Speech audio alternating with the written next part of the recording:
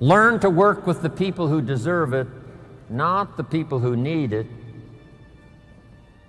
Because that's the way life works. Life doesn't respond to what we need. Life responds to what we deserve. It's interesting how people along the way dramatically affect your life. I was reminiscing this morning. I got up early. I'm 25 years old. I'm married. I've been working 6 years. Went to college for a year. I got a little family. And I'm behind on my big mouth promises, not feeling that good about myself, working hard, trying to make it go, but falling a little behind. Creditors calling once in a while saying, "You told us the check was in the mail." I'm embarrassed by all of that. Then the final story, I hear a knock on my door one day, and I go to the door, and there's a little girl about this tall selling Girl Scout cookies. And she gave me the big pitch on Girl Scout cookies. Finest organization in the world. We got these cookies, only $2. Support the Girl Scouts. No problem, I wanted to. And with a big smile, she politely asked me to buy. I did want to buy. Big problem, I didn't have $2 in my pocket. So I thought, I can't tell her that. So I thought, well, next best, I lied to her. And I said, look, I've already bought lots of Girl Scout cookies. I've still got plenty in the house that we haven't eaten yet. She said, well, that's wonderful. Thank you very much. And she leaves. When she leaves, I say to myself, I don't want to live like this anymore. I mean, how low can you get lying to a Girl Scout? I mean, that's as low as it gets. So I promised myself that day it would never happen again. So I started searching for opportunity. Very quickly met another man who drastically changed the course of my life. His name was Mr. Earl Schoaf. You that have listened to my cassettes and read the books and are acquainted with my material know the name Mr. Earl Schoaf. He's the one that introduced me to health and nutrition as a product. I'd been practicing it, for a long, long time, thanks to my mother. One of those great influences in my life, my mother, who studied and practiced health and nutrition. And so I've been healthy all my life. Needed to lose a few pounds, or gain a few pounds when I found Herbalife. I've been skinny all my life. In high school, I turned sideways. They called me absent. I was skinny. But sure enough, I get a hold of Herbalife, gain those extra pounds that have served me so well now to travel the world. So my mama was a great influence on my life. My father, let me give you my father's seminar in 2 sentences. Here it is. Always do more than you get paid for. This is from my father. Always do more than you get paid for to make an investment in your future. That seminar worked so well with Herbalife. Getting a customer may be fairly easy, getting someone to buy. Getting them to use the product a little more difficult. You've heard me tell the story. You call Mary, say, Mary, how are you doing? Mary says, I'm not losing weight. You say, that's impossible. She said, I tell you, I'm standing on the scales right now and I'm not losing weight. And you have to say, Mary, the product doesn't work while you're standing on the scales. Or whatever you can think of. She says, no, it's not going to work for me. And you say, Mary, what day is it? She says, it's Friday. And you say, I forgot to tell you, this product works better on the weekend. Saturday and Sunday, people lose weight like crazy. Come on, Mary, use the product. And she finally says, okay, I'll start using the product. That's called the work after the sale. So if you do more than you get paid for, especially in Herbalife, it's the testimonials that drive the business. So do that extra work. The work to sell, yes, but then the work to get somebody to use the product. Mark's major goal was not to sell Herbalife. Mark's major goal was to get people to use Herbalife. Herbalife wasn't started with a sale. Mark got his grandmother to use the product. He didn't sell it to her. You got to be pretty tough to collect money from your grandmother, right? So Mark gave the product to his grandmother. So make this note now, Herbalife was started with a gift. But Mark was certain that if his grandmother used the product, she'd have great results, and that's exactly what happened. And the results that she got and her testimonial quickly got Mark 25 more customers. So, my father's advice was good. My mother said study and practice health and nutrition. Then I meet this extraordinary man, Mr. Earl Schoaf. He's the one that introduced me to health and nutrition as a product and a business. And then he's the one that started giving me that early philosophy that I shared with Mark when I met him when he was 19. For things to change, you've got to change. For things to get better, it's not what happens that determines your future. It's what you do about what happens. Direction determines destination. All you got to do is make a little change in direction to arrive at a brand new destination in 2 years, 3 years, 5 years. I learned all that incredible philosophy from this unique man, Mr. Earl Schoaf. Became a distributor of health and nutrition, age 25, started part-time. Here was my first goal, to earn as much money part-time as I was making on my full-time job. So make this note now for this day's wrapping up information.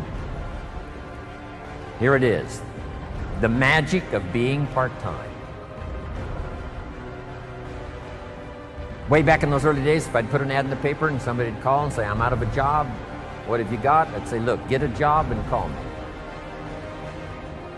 The business I've got works better part-time. Here's why. Part-time, the extra money you earn can greatly change your lifestyle, and a change of lifestyle is a great recruiting tool. So show people the value of part-time. Then my mentor taught me if I started part-time, I could have a great testimonial that went like this.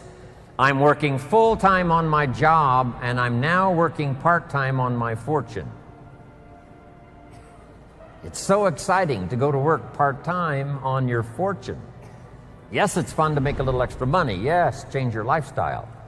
But I developed a whole new philosophy. That's why within less than 6 months, I was making more money part-time than I was making on my full-time job. Here was my next goal, to make twice as much money part-time as I was making on my full-time job. I reached that in less than 1 year. Now I've got an incredible story. I found this unique opportunity. I'm part-time, but I'm making twice as much money part-time as I'm making on my full-time job. I'm then still reluctant to go full-time, because I didn't want to give up this incredible story. Finally, it only made sense to go full-time. And then the skills I learned during that period.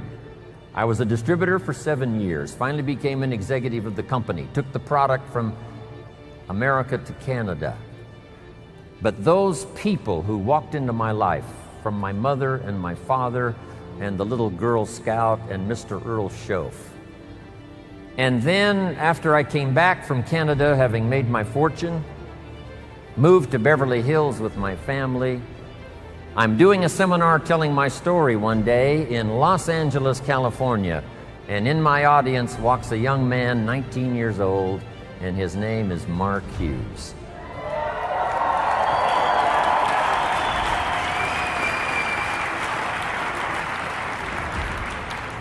Now let me tell you the big impact Mark Hughes had on my life.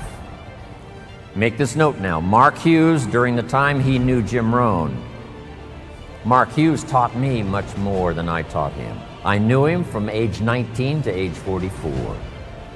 It's true, I was his first mentor. I shared with Mark my experience as a health and nutrition distributor, starting at the bottom and going to the top. I shared with him what I thought about this type of marketing, person to person. And I'm sure Mark used some of that when he put the products together, started the company in 1980. So I was a bit of a counselor to Mark Hughes, his first mentor. When he attended my seminar, I started sharing those ideas of personal development.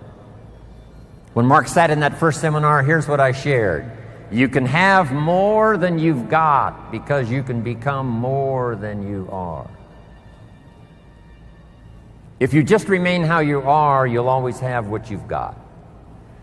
But if you're willing to make changes, the next 5 years of your life can be totally different than the last 5. If you don't change, chances are excellent the next 5 will be like the last 5. Those philosophies I shared with Mark. Once in a while in his testimonial, here's what he used to say. Jim Rohn was the first person that gave me the idea that in spite of my background and poor circumstances and lack of education, in spite of all of that, I could make changes and become successful. Jim Rohn was the first person. You can't imagine how that made me feel. Simply personal development. In that first seminar, here's what I shared with Mark. We get paid for bringing value to the marketplace.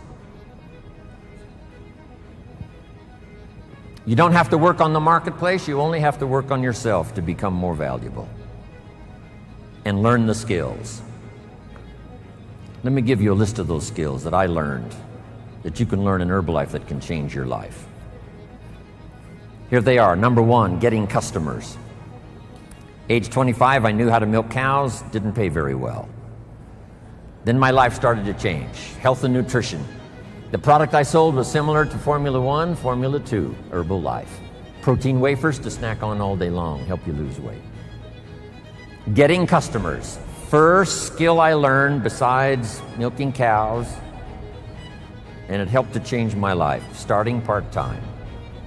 Next skill I learned, finding good people. You just have to search. If you search, what? You will find. Finding is reserved for the searchers, not for the hopers, not for those who wish, but for those who search. And you've had enough information here already today to go back and increase your skill and ability to search until you find good people. The third skill I learned was how to organize, getting people to work together.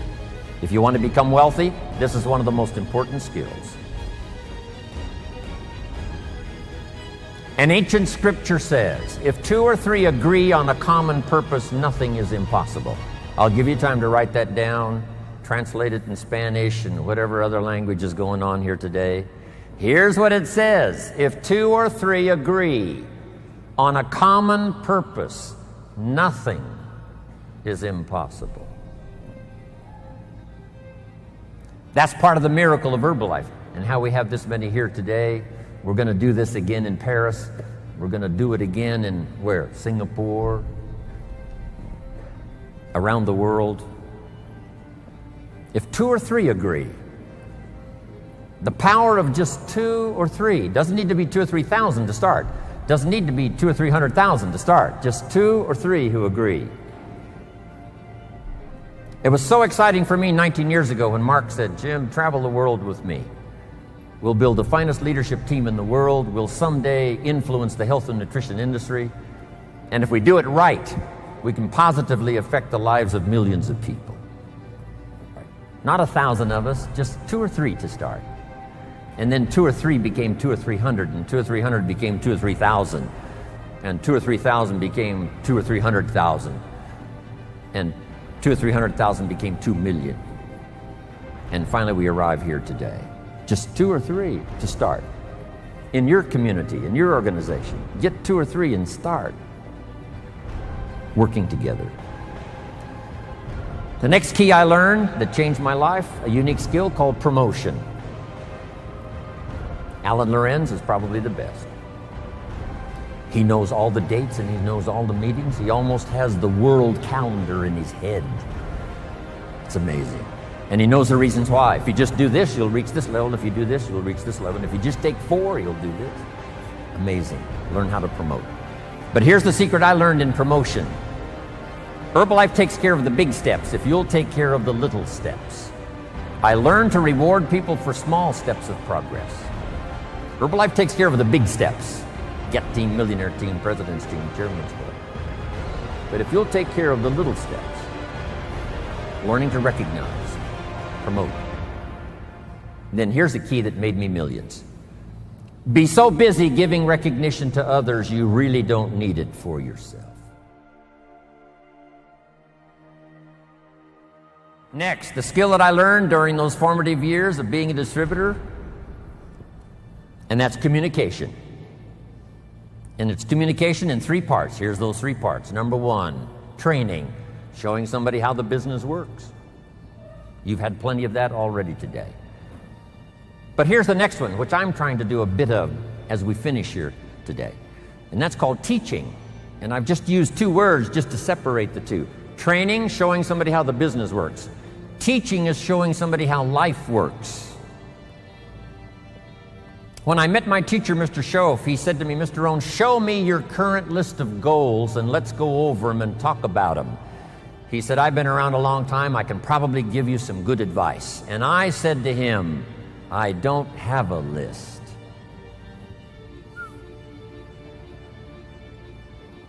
He said, Mr. Rohn, if you don't have a current list of your goals, he said, I can guess your bank balance within a few $100s, which he did. And that got my attention. I said, you mean my bank balance would change if I had a list of goals? He said, drastically. I said, then I'm ready to learn how to set goals. He taught me, and it changed my life, how to set goals. So I'm asking you not only just to be a trainer, I'm asking you to be a teacher. Teach somebody leadership skills. Teach somebody communication skills. So we need life skills and business skills, and you can learn to do both, even if you're fairly new. Here's the most important on communication, learning to inspire. Helping people see themselves better than they are. Helping people see the future. Helping people see not just with their eyes, but help them to see with their mind, insight. Seeing with your eyes we call sight. Seeing with your imagination we call insight. Helping people to see the vision of the future. That's what Mark brought us when he started the company. And those 20 years he was with us, he helped us to see the future. Next, help people to see the possibilities. Describe to them the potential, what's available. Using testimonials. There's so many testimonials now, people that started with nothing. The inspiration of stories, the inspiration of testimonials. It inspired me to spend the rest of my life listening to the testimonials. You know, I've been around Herbalife now 23 years. I'm now looking forward to the next 23.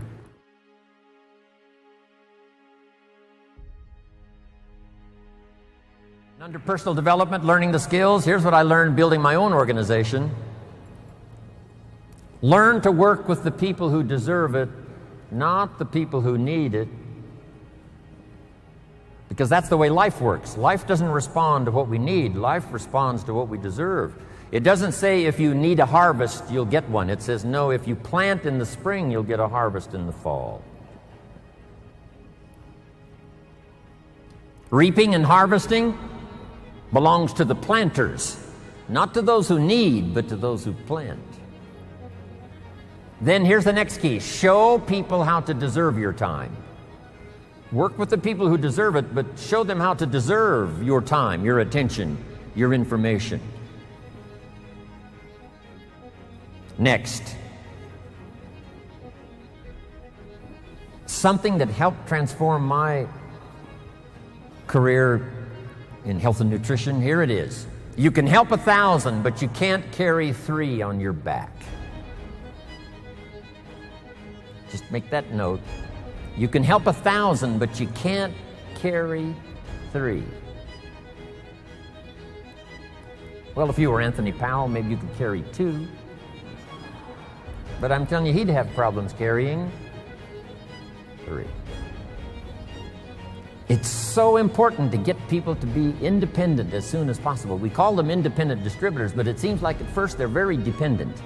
And they are dependent on getting proper information, being properly inspired, helping them to set goals. But as quickly as possible, show them what they can do on their own that will start helping to establish them as a true Herbalife independent distributor. Here's what's next I learned in building my own organization. We've heard it already, called duplication. Find somebody that is interested, show them what you do, let them duplicate what you do. Make it simple and easy so it's easy to duplicate. Learn to give the best invitation you possibly can.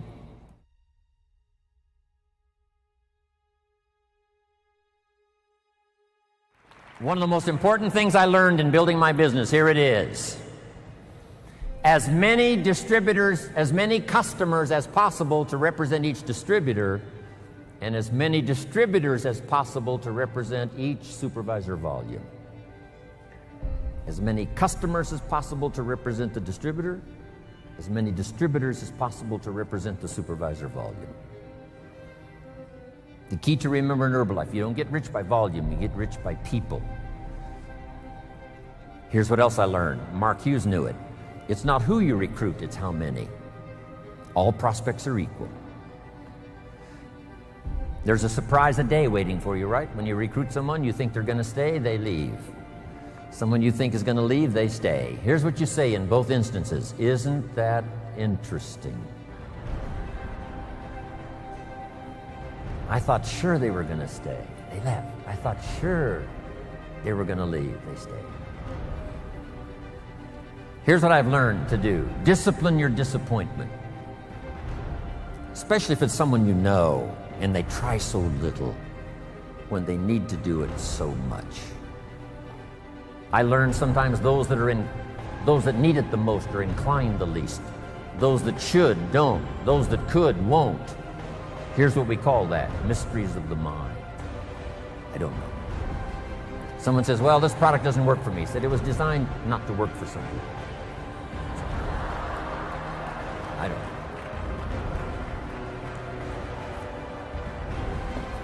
Because I used to try to make everybody successful, found out that was impossible. I said, I'll make them successful if it kills me. I almost died, so I gave that up. Do your best to teach and inspire and instruct, and then just see what happens. Let yourself be surprised. Here's what else I found that made me rich. Sometimes it's not who you recruit, it's who they bring you that makes you rich. Mark recruited about 200 people. Most of them did not stay. But some of them, before they left, brought him somebody that made him rich. You must remember that. You recruit somebody and they bring somebody who brings somebody who brings somebody, and that's the person who makes you rich. And have the patience to make that happen. So let me give you this quick list now as I wrap it up. Here's the first one. Have some patience, Mark said. Patience to work with a variety of personalities. Some customers are easy and some are a pain. Some distributors are easy and some are a pain. Some distributors, as soon as they're recruited, open up the bottle of tablets, pour the tablets on the table, and they count the tablets. If it's one tablet short, they call you on the phone. If it's one tablet too many, they never call.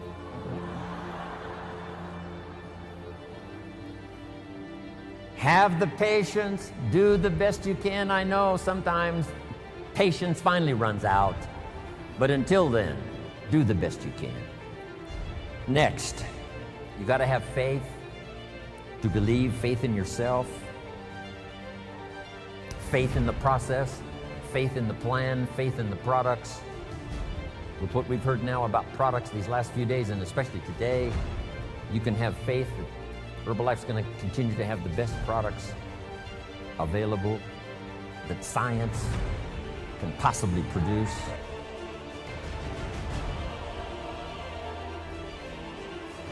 Learn to make wise decisions about yourself, your organization, your family, your future. Develop all the skills necessary to make your fortune. And by the way, speaking of fortune, jot this down. One of the early goals you should set, since you're involved in a program that can help you get there. The goal to become financially independent as quickly as possible. Financial independence means the ability someday to live from the income of your invested resources. I want you to get there as quickly as possible. Someday you could, if you wanted to, live from the income of your invested resources so that now you can work for joy and not for necessity. When Mark had been in business about 2.5 years, he had plenty of money and he could have quit. Then why did he invest all those years from the time he made enough to retire? He kept on going until finally he died age 44. Why would he continue to do that? Here's why.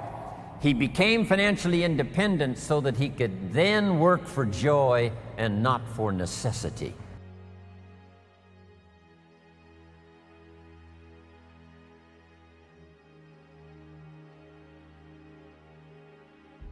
I had that happy opportunity when I met Mark, because I didn't need the money, but I did need the joy.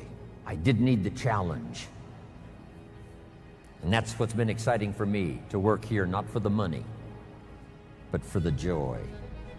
Next, consistency, day in, day out, Mark taught. Integrity, to maintain the company's reputation for the future so that those we recruit today will have a future for tomorrow and ongoing. Maintain Herbalife's integrity and your own integrity to do the right thing. The next word I want to leave with you is courage. Sometimes when it all seems wrong, you just have to stay in there and have courage to stay. Courage in public. Here's some of the most important courage. Courage in private. When you've got nobody to talk to but yourself, have courage to tell yourself the truth. Here's where I really am. Here's what I'm really doing. Here's what's really going on. That kind of courage will change your life. Here's the next one, courage to change. If you've gotten some information here already today to make some changes in your program, changes in your thought, changes in your philosophy, how to do the business, make those changes. Here's the next one, courage to be silent when it's so easy to talk. Here's the big one, courage to forgive. If somebody you've been working with and there seems to be a little tension, things aren't going well, somebody asks you to forgive, do that. Next, the courage to risk, like the farmer does every year, planting in the spring. Risk your emotions and your time and your heart.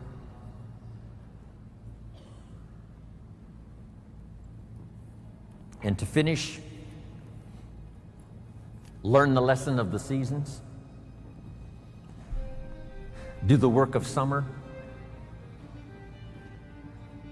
Here's what summer's for: to nourish your values like a mother, give them life, to protect them like a father. Do the work of summer, staying the whole season, staying till it turns, staying till it happens. As you would protect a newborn baby as a father and nourish it like a mother, so treat your organization. Next, in the harvest, when it comes, there's two things in life that are so important. Number one, the full development of all your potential. Here's the next one, the wise use of all your resources.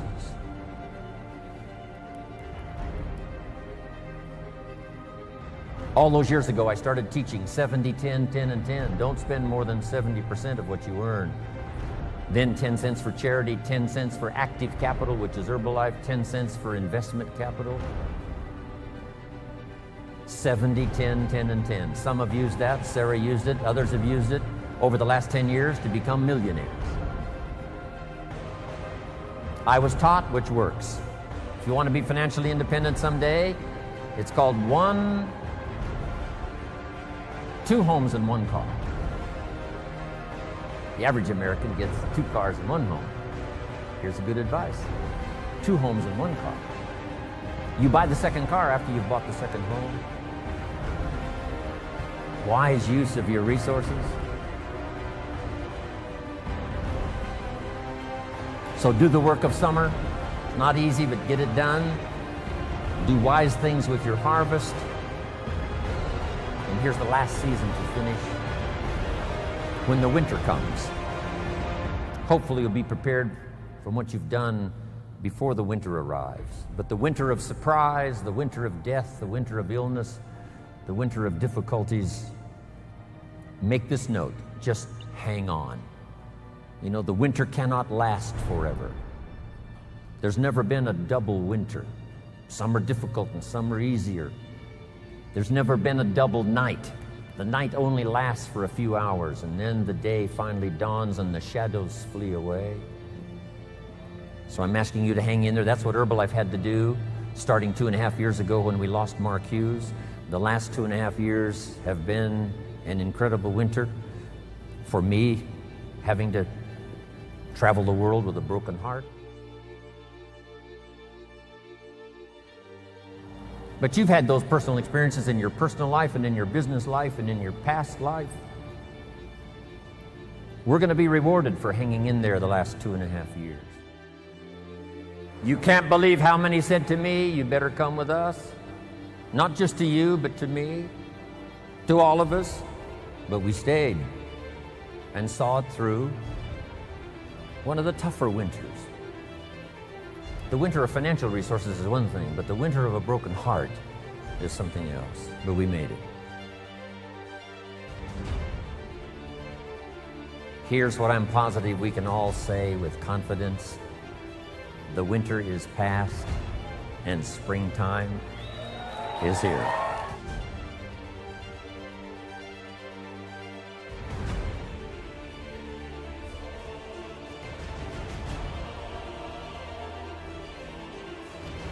The diseases of attitude. It's never that pleasant to talk about the negative, but we got to talk about it because life is part negative. These attitude diseases are like weeds that grow in the garden. It's a normal part of life. Here's a good phrase to note. Negative is normal. It's not successful, but it's normal. It's part of life. And here's the next key. In my opinion, you must learn to handle the negative. Don't ignore it, handle it.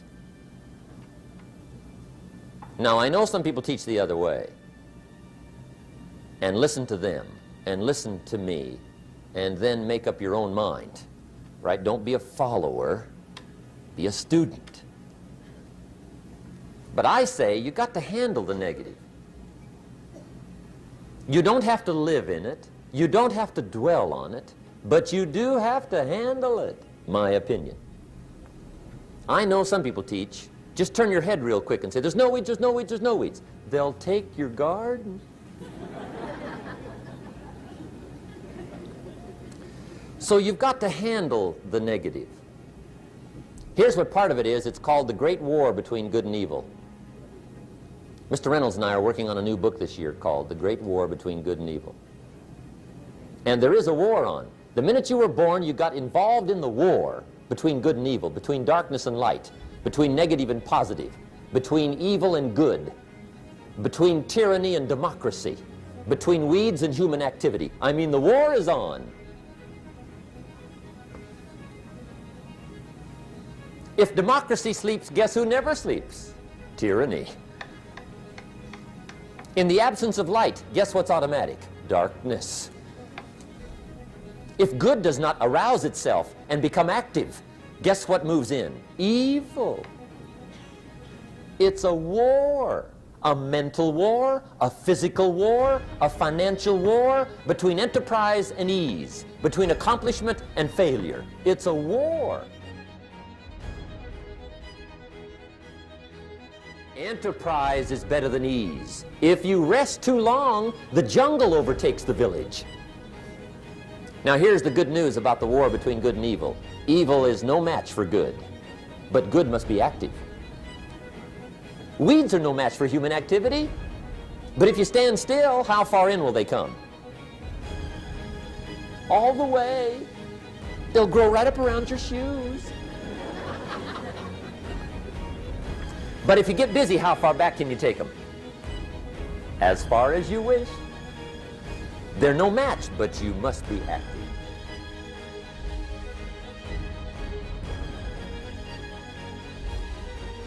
Okay. The war between good and evil, the weeds. You got to make sure you recognize the negative, handle it, deal with it, and then go on. Let's make a list of the diseases of attitude that can wreck all your chances to do well. One of the words that destroys everything is called neglect. Neglect. And I found this out. A week of neglect could cost you a year of repair. It isn't worth it. So what to be on the lookout for? Here's the list. If you were making it, you'd have the same list I've got. Right? We're not covering anything new tonight. This is a reminding session, not a teaching session. But it doesn't hurt to go over it again. Here's the list. Attitude diseases. Number one is indifference. The shrug of the shoulder. The guy's not even concerned. He's just drifting. This is called the mild approach to life. A disease known as mildness.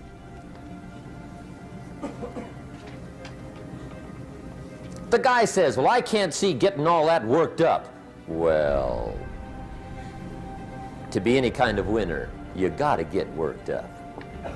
There's one problem with drift. You cannot drift to the top of the mountain. And the good Lord said in the closing chapters of the Bible, here's the best way to live, one way or the other. That's best. Hot or what's next best? Cold is next best to hot. Not the half-baked middle, lukewarm, not too hot, not too cold. What a sad way to live. I think what it means is pick a direction and go with everything you got. Just pick one and go.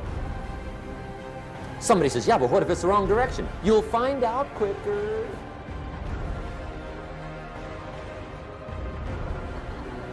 I told my staff the other day, next best to prosperity is adversity. If one doesn't get you, pray for the other. We all do better from one of two reasons, inspiration or desperation. And I don't wish anything bad on you tonight, but if you're not inspired, I hope a wagon comes down your rut. Whatever it takes to get you to try harder, read more, set your goals, and go for it. Somebody asked me one time, what quality would I pick if I wanted to work with somebody?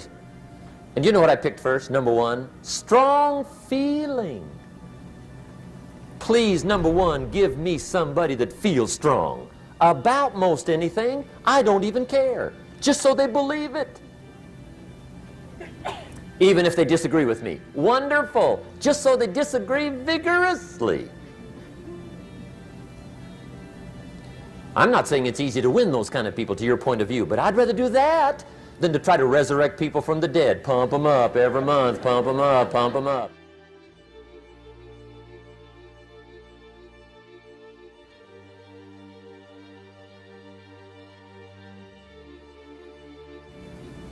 Here's the key to the good life. Learn to put everything you've got into everything you do.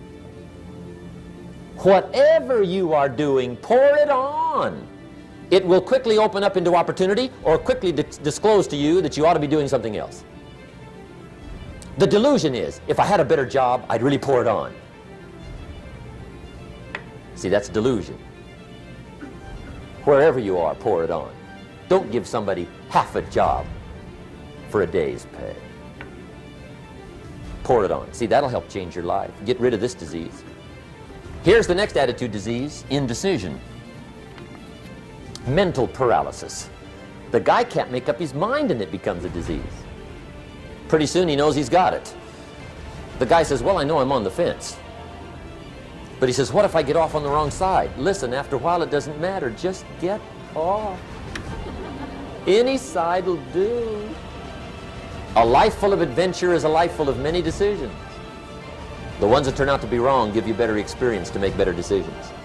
So don't see how many decisions you can get out of, see how many you can get into.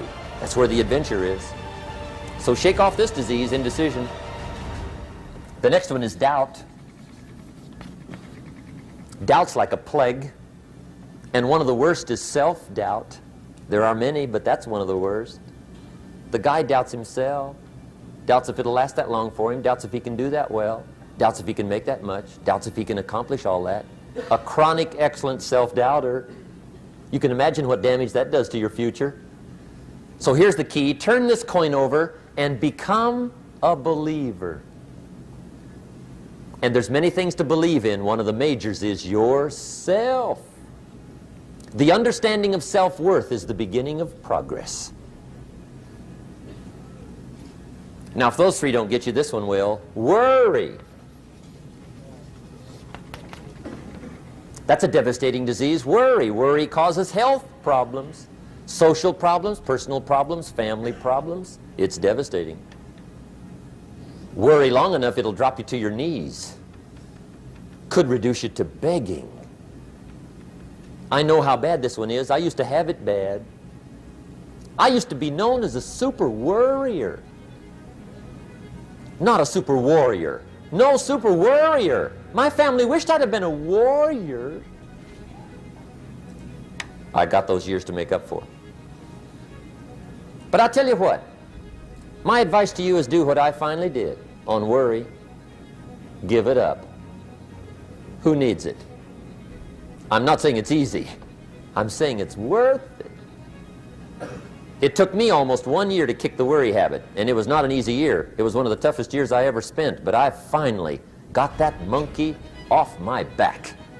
And I discovered you could live the most incredible life free of worry. Not free of challenge, not free of difficulty, free of worry. I learned how to do it, and you can. Here's the next attitude disease. Overcaution. Some people never will have much. They're too cautious. Now, you can also be too reckless, but you can also be too cautious. This is called the timid approach to life. And my caution was always the risk. Risk used to drive me right up the wall. I used to say, what if this happens? It's called the language of the poor. What if this happens? And on top of that, if this was to happen, look at the fix I'd be in. I better not try. I could always ace myself out. Then I'll tell you what changed my whole life when I finally discovered it's all risky. The minute you were born, it got risky. If you think trying is risky, wait till they hand you the bill for not trying. If you think investing is risky, wait till you get the tab for not investing. See, it's all risky. Getting married is risky. Having children is risky. Going into business is risky. Investing your money is risky. It's all risky. I'll tell you how risky life is. You're not going to get out alive. That's risky. The Englishman says, well, if that's the way it's going to work out, let's give it a go. Right, that's what it's for. Give it a go. Somebody says, yeah, but I'm looking for safety and security. Fine, then huddle in a corner. We'll cover you with a sheet, bring you 3 meals a day. And we'll protect you, feed you, look after you, care for you. We won't let anything happen to you, and you'll probably live to be 100. The guy said, well, yeah, I'd live to be 100. But what a way to live. Right. What a way to live, safe and secure. Don't ask for security. Ask for adventure. Better to live 30 years full of adventure than 100 years safe in the corner. And see, it's not important how long you live. What's important is how you live. Here's the next attitude disease. We're almost through with this motley list. In fact, we're almost through. Hang on. The next one is pessimism.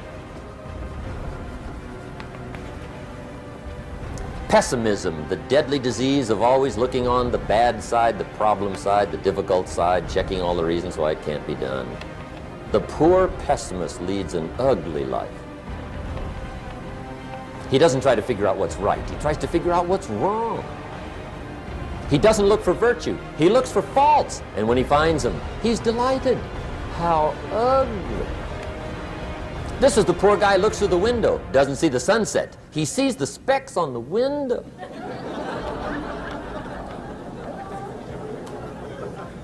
And this is the poor guy, right, who rushes up, takes such leave of his senses. This guy rushes up and he says, I've got 5 good reasons why it won't work.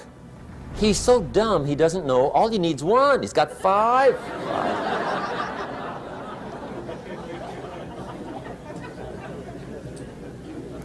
To the pessimist, the glass is always half empty.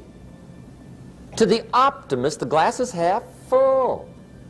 Why would the same measure affect people two different ways? Answer: it all depends on how you look at it. Our lives are mostly affected by the way we think things are, not the way they are. The way we think they are affects us most. There's a subject we don't have time to get into tonight called better thinking habits. One of the major things Shoaff taught me when I met him, he said, poor thinking habits keeps most people poor. Not poor working habits. Most people work hard, but they don't think hard. And Shoaff taught me that the mind is like a factory, a mental factory. And whatever you think about all day long pours ingredients into this mental factory. And that's what builds the economic, social, financial fabric of your life. He quoted me a Bible phrase that says, as you think, so you become. How awesome. When he talked about poor thinking habits, he had me. I used to start the day reading the morning newspaper. I mean, you can believe that or not. I'd get a cup of coffee and read the paper. I'd load up on wars and riots and murders and stabbings and killings and bank robberies and muggings and car wrecks and tragedies. I'd even read the back pages. I seem to like that stuff for some weird reason. I'd load up on all that, and then I'd start the day. You can imagine the kind of days I used to have. You walk around on your financial knees. They call you economic peewee.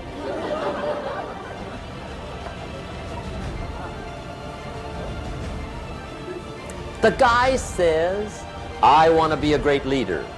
Wonderful. The first thing we do is follow him to his house. When we get there, we walk in and check his library, number one. Somebody says, well, why check his library? The reason is because what a man reads pours massive ingredients into his mental factory, and the fabric of his life is built from those ingredients.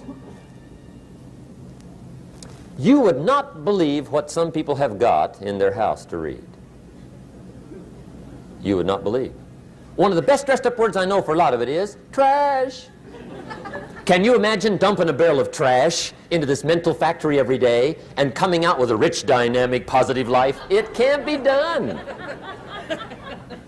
You might as well try making a cake with cement. The kids back in Danbury, Connecticut, high school, they're asking me questions one day. I'm talking to the kids. Kids got good questions these days. One of them said to me, Mr. Rohn, how do you build the good life? I said, it's simple. It's not easy, but it's simple. Here's how you build anything. Select the right ingredients, keep out the wrong ingredients, and it starts with thought. Everything starts with thought. So you must be wise and careful what you think about, because that starts everything. You got to be wise and careful. I asked the kids, what would happen if somebody dropped sugar in my coffee? They said, well, you'd be okay. I said, what if somebody dropped strychnine in my coffee? They said, well, you'd be dead. I said, correct. Lesson one. Life is both sugar and strychnine. You gotta be careful. I said, what if my worst enemy drops in the sugar? They said, will you be okay? I said, what if my best friend, even by accident, drops in the strychnine? They said, well, you'd be dead. I said, correct. Lesson two. Watch your coffee.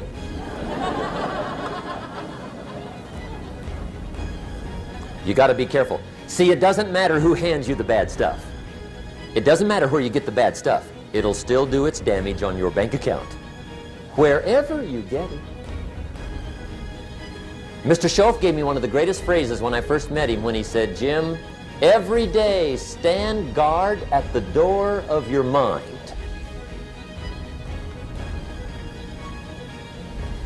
How important.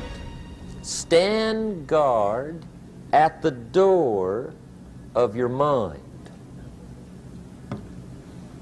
And you decide what goes into your mental factory. Don't let anybody just dump anything they want to in your mental factory, because you've got to live with the results.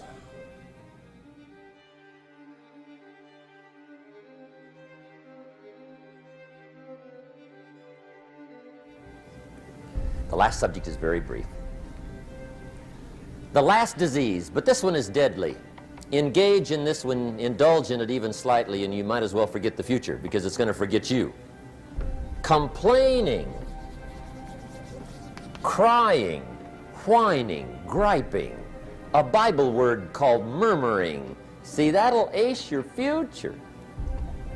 Spend 5 minutes complaining, and you have wasted 5. And you may have begun what's known as economic cancer of the bone. Surely they will soon haul you off into a financial desert and there let you choke on the dust of your own regret. I hope I said that well, so you won't forget. It's a deadly disease. If you don't think it's bad, ask the children of Israel of Old Testament fame. Typical of us all, their story just happened to get in the book. Story says, children of Israel were slaves. God performed a series of dazzling miracles and got them out. And now they're heading for the Promised Land. Remember the story? Heading for the Promised Land. Tragedy of the story, they never got there. Reason. From day one, they started to complain. They griped about the water. They griped about the weather. They whined and cried and griped about the food. They griped about the leadership. They whined and cried because it was too far, too cold, too hot, too difficult, too miserable. I mean, they whined and cried for years. Which I think means 2 things. Indulge in this long enough, you get your future kissed.